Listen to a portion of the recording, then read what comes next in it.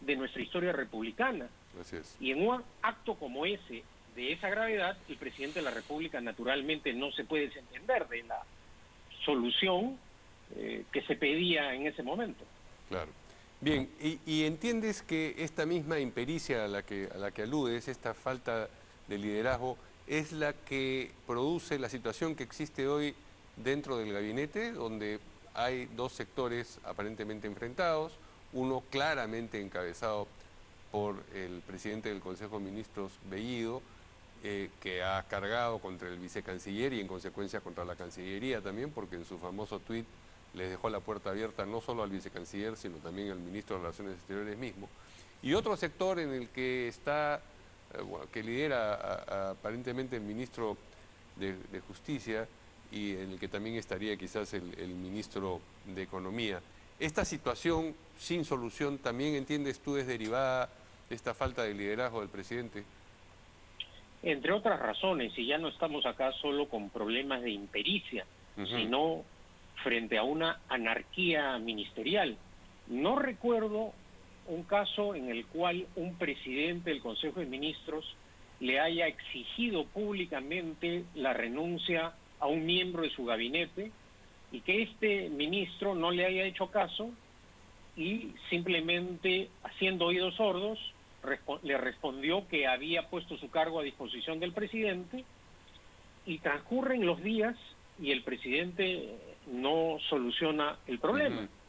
Tampoco creo que haya ocurrido en nuestra historia que un presidente en plena visita oficial en el extranjero reciba un pedido o le diga al ministro de Relaciones Exteriores que las puertas del gabinete están abiertas para que se retire. Entonces ya no estamos aún en un contexto de discrepancias internas, de debate democrático, no. Acá lo que hay es simplemente un complejo problema de división que el presidente tampoco soluciona, de división ideológica fundamentalmente, ¿no? Porque esto que ha traído como consecuencia que el espacio vacío que deja el presidente Castillo lo llenen Cerrón y precisamente el presidente del Consejo de Ministros. Así es. Y prácticamente el presidente de la República ha dejado de lado el mandato constitucional que tiene de ser jefe de gobierno. El presidente no es árbitro, no es un vocero oficial, es fundamentalmente jefe de Estado y jefe de gobierno. ¿Por qué la Constitución establece que el presidente es el jefe de gobierno? Precisamente para conducir al país. Por eso tiene esas atribuciones y facultades que aparentemente, y no lo decimos los adversarios, lo reflejan las actas del Consejo de Ministros que recientemente se han dado a conocer. Simplemente no participa activamente, no conduce, no guía los destinos del país. Así es, el presidente del Consejo de Ministros en realidad es el vocero oficial del gobierno y coordina lo que ocurre dentro del gabinete, pero no tiene un mando, ciertamente no equivalente al del presidente, pero no tiene un mando como para decirle a tal ministro, tú te vas, ¿o sí? Bueno, si lo ha hecho el presidente del Consejo de Ministros y el ministro hasta ahora no cae... ¿Te refieres al ministro de Trabajo? Naturalmente es el presidente del Consejo de Ministros. Pero el que... la única facultad que tiene el presidente del Consejo de Ministros es proponer el nombramiento de los ministros.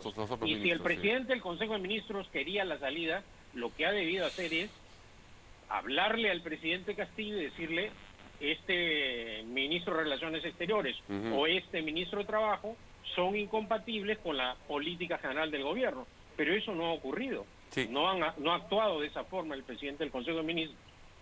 Pero estos dos sectores, digamos, se están acostumbrando a convivir en el gabinete, porque esta es una situación que arrastramos ya 2 meses y no tiene visos de ser solucionada en un sentido o en el otro. Por supuesto, en este momento hay nuevamente versiones que hablan de un cambio en la presidencia del Consejo de Ministros y en otras sillas del gabinete, pero esas versiones no tienen por qué ser, o no son más ni menos verosímiles que las que hemos escuchado ya por lo menos 2 veces antes.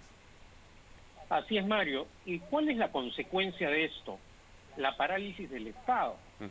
La carencia de liderazgo, es decir, el hecho de que el país no tenga una conducción clara y estemos permanentemente en estas confrontaciones ministeriales, ocasiona que el Estado no funcione.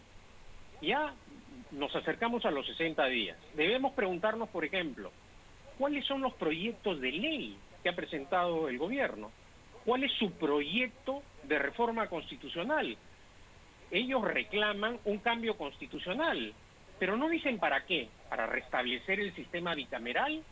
¿Para demagógicamente decir que van a establecer el derecho a la educación o a la salud como un derecho constitucional, cuando todos sabemos que esos son derechos constitucionales, y sin embargo el presidente de la República en la OEA dice que para eso quiere una constitución? En realidad ya el tiempo ayuda a entender ciertas cosas, y en esto hay que agradecerle la franqueza al señor Cerrón y a sus partidarios. Ellos no tienen ni 60 días en el gobierno y ya están pensando en la candidatura presidencial de Cerrón. Así es. Entonces, acá se ve claramente que el objetivo de Perú Libre, como todo partido marxista-leninista totalitario, es la perpetuación del poder. De otra manera, uno no se explica por qué están tan apresurados en lanzar la candidatura presidencial de Cerrón. Sí, ahora te preguntaba, ¿tú crees que esta situación de crisis se puede prolongar indefinidamente? El presidente da la impresión a veces de dejar que sea la dinámica de los hechos la que decida por él qué cosa es lo que se define u ocurre. ¿Tienes la impresión de que eso podría ser lo que suceda en este caso también?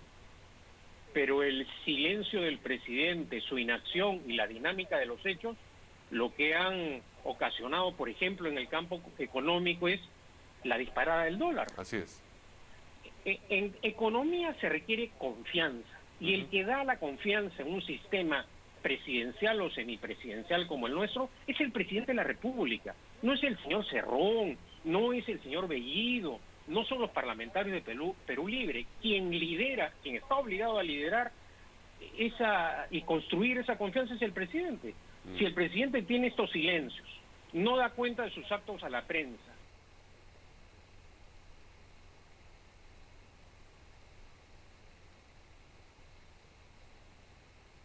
huye, acaba de llegar a Estados Unidos y no se sabe qué ha hecho, no se conoce su agenda, genera este ambiente no solo de inestabilidad política, sino económica.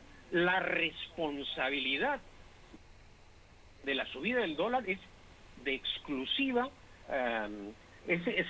del presidente Castillo. Hasta ahora, por ejemplo, estamos simplemente el señor Franque cada cierto tiempo, para tratar de detener la crisis, dice: vamos a ratificar a Velarde, vamos a ratificar a Velarde. Y eso tampoco ocurre, sí. 50 días y no ocurre. Parece que la filosofía del presidente Castillo está basada en esa frase que se le imputaba al expresidente Prado. Sí. Cree Castillo que en el Perú hay dos clases de problemas, unos que nunca se solucionan y otros que se solucionan solos. Si esa es la filosofía del presidente Castillo, ciertamente el país está frente a una amenaza latente que va a terminar de destruir todo lo que hemos avanzado en el proceso de reconstrucción económico del país. Sí. Ahora, estas versiones que hablan de cambios en el gabinete mencionan predominantemente a dos personas como posibles reemplazantes del señor Bellido en la presidencia del Consejo de Ministros. La ex ministra Aída García Naranjo y el ex presidente del Congreso, Daniel Abugataz. ¿Qué te parecerían estas dos opciones de cambio frente a Bellido? ¿Te parece que mejorarían el panorama? A ver, generalmente no suelo opinar sobre especulaciones, porque en el terreno de especulaciones también se ha mencionado a Mesías Guevara, a Rodríguez Cuadros. Sí. Lo concreto, Mario, es que estamos ante una probada situación de inestabilidad. ¿Hasta cuándo va a aguantar nuestra economía este proceso de indefinición, este contexto en el cual encima quieren o pretenden imponer la convocatoria a una asamblea constituyente? ¿Qué es lo que vemos? disparada del dólar, subida de precios de los alimentos, paralización de las inversiones nacionales y extranjeras. Es decir, en una situación como esta, la economía del país no va a aguantar. Yo no sé, pues, al final, si el presidente cree que haciéndose el muertito, jugando a la flotación permanente, va a lograr o intentará solucionar los problemas para los cuales fue elegido. Sí. Un presidente está en Palacio de Gobierno para solucionar problemas. Y hasta ahora, repito, no conozco un proyecto de ley. Están pidiendo el poder absoluto para cambiar la Constitución y no han dicho para qué quieren ese poder. Entonces, esta situación de incertidumbre genera desconfianza en el país y fundamentalmente en la palabra del presidente Castillo. Y hay un ingrediente más, bueno, puede haber muchos, pero uno que me viene a la mente en este momento, que es este proyecto que ha surgido en el Congreso, pero que se condice con el ideario de Perú Libre sobre la intervención en los medios a través de esto que ellos han denominado la redistribución justa y equitativa del espectro radioeléctrico y todas sus pompas, más o menos es lo que dice el proyecto de ley. Este proyecto ha perdido fuerza, de hecho uno de los 6 congresistas, una dama que había firmado originalmente el proyecto, lo ha retirado y eso hace que no pueda pasar por el momento a comisión. Pero no parece que esto sea, digamos, un exabrupto, porque es consistente con la manera como se mantiene al margen a la prensa en determinados actos oficiales o de determinados actos oficiales y cómo se agrede directamente a los periodistas que se acercan a tratar de conseguir alguna declaración del presidente o a través de intervenciones de Bellido que le dice al periodista que se lave los oídos y cosas por el estilo. ¿Cómo incorporas tú ese ingrediente a este cuadro que acabas de trazar? Como un hecho grave, pero que se suma a la cantidad de planteamientos que hace el presidente, pero que no cumple. El extranjero dice que va a luchar contra la corrupción, que tenemos corruptos para exportar. Sí. Pero no ha hecho nada, por ejemplo, por la extradición de Toledo, su antiguo jefe. No ha dicho toda la verdad ante la OEA. No ha señalado que, si bien es cierto, hay acusados, también la Fiscalía y el Poder Judicial han actuado y han sancionado ejemplarmente a esos pillos. Dice también que lucha contra la corrupción, pero el líder de su partido de gobierno está condenado por actos de corrupción. E investigado por tantos otros. Claro, dice que respeta la libertad de prensa, pero ¿qué es lo que hace? No solo él, sino su partido, presentar esta clase de proyectos de ley para amenazar o intentar amedrentar a la prensa. Entonces, son una sucesión de hechos en los cuales lo que dice no lo cumple. Y eso, reitero, termina minando gravemente su credibilidad. Sí, ahora, ¿piensas tú que este proyecto ha sido ya dejado de lado o que solamente es esa encarnación de la idea la que pierde fuerza, pero que puede venir de otro lado, desde el Ejecutivo, por ejemplo? Yo creo que Cerrón tiene claro el objetivo. Durante la presentación de Bellido ante el Congreso no mencionó el tema de la convocatoria a la Asamblea Constituyente, pero vemos que continúan con ese trabajo político. En el caso de la prensa igual, en el de la lucha contra la corrupción. Entonces, permanentemente el gobierno está usando algo que criticó en el pasado a sus adversarios, la escopeta de 2 cañones. Sí, y a propósito de la gira del presidente, hay un detalle también muy importante, que es esta reunión que no aparecía en la agenda con el dictador Maduro, quien gobierna en Venezuela, y que a raíz precisamente de esta confrontación, de este ataque de Bellido al vicecanciller, pues apareció la información ahí. Eso también llama la atención, es decir, ¿por qué no se la puso en agenda? ¿Qué conciencia había respecto de esa reunión que no se quería mencionar, ¿no?